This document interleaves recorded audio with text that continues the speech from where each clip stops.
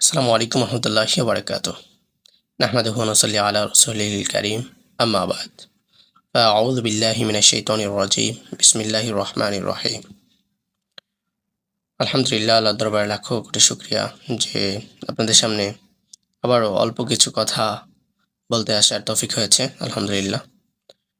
প্রিয় নবী হযরত মুহাম্মদ সাল্লাল্লাহু আলাইহি ওয়াসাল্লামকে নিয়ে আজকে আমি কিছু বলবো। যদিও নবী করিম সাল্লাল্লাহু আলাইহি ওয়াসাল্লাম সম্পর্কে বলার মতো কোনো জ্ঞান, কোনো যোগ্যতা, কোনো কিছুই নেই। আল্লাহ তাআলা কোরআনে বলেছেন যে আল্লাহ তাআলা নবী সাল্লাল্লাহু আলাইহি ওয়াসাল্লামের মধ্যে দিয়েছেন আমাদের জন্য সর্বোত্তম চরিত্র। নবীজি সাল্লাল্লাহু আলাইহি ওয়াসাল্লাম উনি সর্বদাই উম্মতের জন্য মাতোয়ারা ছিলেন এবং সোনার মাদিনায় এখনো সোনার মাদিনায় উম্মতের জন্য আল্লাহ তাআলার দরবারে তিনি কাঁদেন।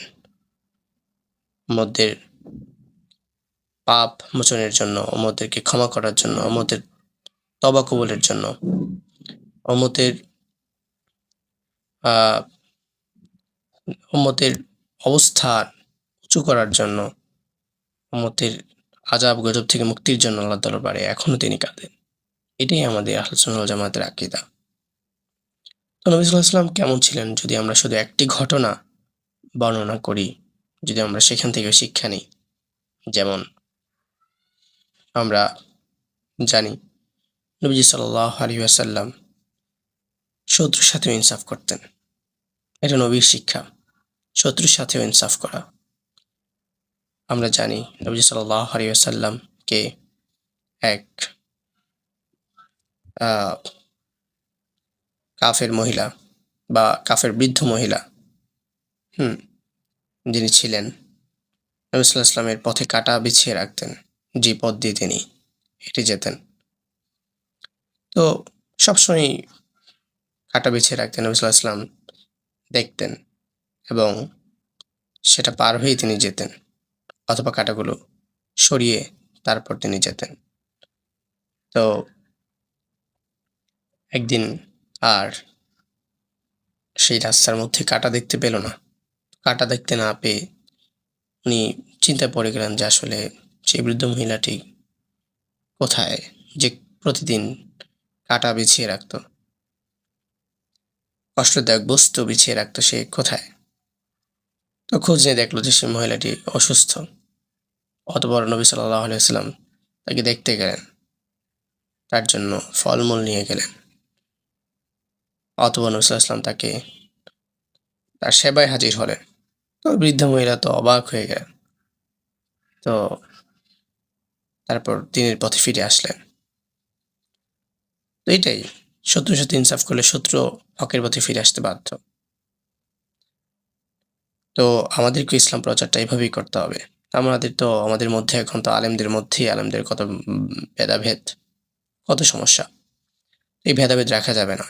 সকলের সাথে সকলের একটি আন্তরিক আহ সম্পর্ক থাকা উচিত, আন্তরিক মেলামেশা থাকা উচিত। মতানৈক্য থাকবে, মতের পার্থক্য থাকবে, কিন্তু এর মধ্যেই ভালোবাসাপূর্ণ শব্দচয়নে, ভালোবাসাপূর্ণ আচরণে কথা বলতে হবে। এবার আরেকটি ঘটনা আছে অন্য এক বৃদ্ধ মহিলাকে নিয়ে, যে তিনি পালিয়ে বেড়াচ্ছিলেন নবী সাল্লাল্লাহু আলাইহি ওয়াসাল্লামের ভয়ে, যে নবী সাল্লাল্লাহু আলাইহি ওয়াসাল্লাম বা নবী সাল্লাল্লাহু আলাইহি ওয়াসাল্লামের অনুসারীগণ, সাহাবা একরাম, মুসলিমরা তার উপর আক্রমণ করবে, এই ভয়ে সে এক পুঁটলি বেঁধে সে একদিকে রওনা হতে লাগলো, চলে যাচ্ছিল। তো নবী সাল্লাল্লাহু আলাইহি ওয়াসাল্লাম পথে আবার নবী সাল্লাল্লাহু আলাইহি ওয়াসাল্লামের সঙ্গেই দেখা হলো, কিন্তু তখনও তিনি চিনেন না যে ইনি আমাদের প্রিয় নবী সাল্লাল্লাহু আলাইহি ওয়াসাল্লাম। পরে নবী সাল্লাল্লাহু আলাইহি ওয়াসাল্লাম বললেন যে কষ্ট হচ্ছে ওনার, এই পুঁটলি বা সেই ভারী বস্তু বহন করে নিয়ে যাচ্ছিল, এই কাপড় চোপড় বিভিন্ন তৈজসপত্র নিয়েই তো যাচ্ছিল কাঁধে করে। তারপর উনি সেটা এগিয়ে দিয়ে আসলেন কষ্ট হচ্ছে বলে। তো তারপরে বললেন যে আপনি কোথায় যাচ্ছেন এইভাবে? নবী সাল্লাল্লাহু আলাইহি ওয়াসাল্লাম জিজ্ঞেস করলেন মহিলাকে, বললেন যে যে আমি মুহাম্মদ থেকে পালিয়ে বেড়াচ্ছি বা তার ভয়ে চলে যাচ্ছি। তো তখন মহিলা জিজ্ঞেস করেন যে বাছা তুমি কে বা আপনি কে? নবী সাল্লাল্লাহু আলাইহি ওয়াসাল্লাম বলেন যে আমি তো মুহাম্মদ সাল্লাল্লাহু আলাইহি ওয়াসাল্লাম। হ্যাঁ, এরকম পরিচয়। তখন মহিলা অবাক হয়ে গেলেন যে আরে কার থেকে পালিয়ে বেড়াই, সে দেখে আমাকে আরো সহযোগিতা করলো, সে দেখে আমার প্রতি আরো ইনসাফ করলো, জানার পরেও। সুবহানাল্লাহ। তো এই জন্য আমাদেরকে ভ্রাতৃত্বপূর্ণ আচরণ করতে হবে। একটা মানুষ নামাজ পড়ে না, তাই বলেই সে যে খারাপ, তার যে সব শেষ হয়ে গেছে, সে জাহান্নামী হয়ে গেছে, বিষয়টা এরকম নয়।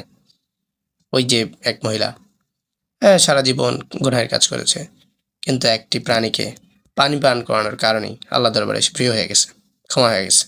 আবার আরেকজন মহিলা সারা জীবন আমলাক করেছে, কিন্তু একটি প্রাণীকে আহ, কষ্ট দিয়ে বিনা কারণে মারার জন্য, হত্যা করার জন্য তার শাস্তি হয়েছে।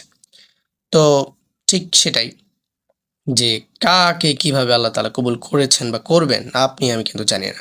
তো মানুষের প্রতি ভালো আচরণ করা এটা আমাদের জন্য জরুরি। মানুষকে ছোট করে না দেখা।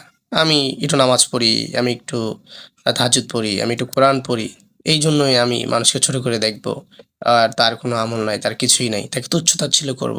এটা না করে বরং আমি আমার জায়গা থেকে যতটুকু পারি তাকে ভালোবেসে, তাকে সম্মান জানিয়ে আর তার ছোট, ছোট কাজগুলোকে বড় করে দেখে তাকে সামনে নিয়ে আসলে বরং বেশি হেদায়েতের পথে ফিরে আসবে আল্লাহর রহমতে ইনশাআল্লাহ। সুতরাং আমরা এখান থেকে এই শিক্ষাগুলো নিব। নবী সাল্লাল্লাহু আলাইহি ওয়াসাল্লামের চরিত্র আমরা ধারণ করব, নবী সাল্লাল্লাহু আলাইহি ওয়াসাল্লামকে অনুসরণ করব, তবেই আল্লাহ তাআলাকে আমরা পাবো। নবী সাল্লাল্লাহু আলাইহি ওয়াসাল্লামকে ভালোবাসলেই তবে আল্লাহকে পাওয়া যাবে, অন্যথায় কোনোভাবেই সম্ভব নয়। আল্লাহ তাআলা আমাদেরকে তৌফিক দান করুন। ওয়া মা তাওফিকি ইল্লা বিল্লাহ। আসসালামু আলাইকুম ওয়া রাহমাতুল্লাহি ওয়া বারাকাতুহু।